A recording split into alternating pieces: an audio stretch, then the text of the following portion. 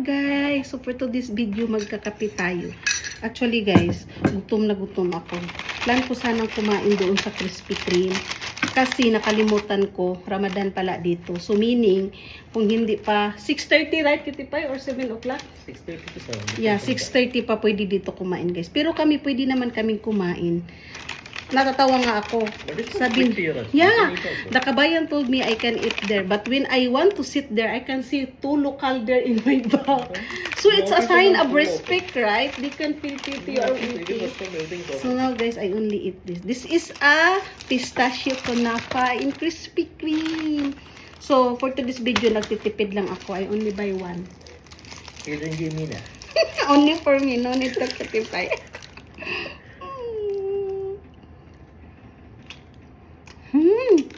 Yummy, try it. Huh? I give you okay, but you will not cry in my back. No, actually guys, I'm not, I watch this now. I'm less for the sugar now. Yeah, kasi nga more of sugar ako. So, tinatry ko lang to kasi ito ang bago sa Krispy Kreme, yung pistachio kunafa. Yes. Sarap pala. Medyo may kamahalan, is little costly than the others. This is more costly. 9 dirham.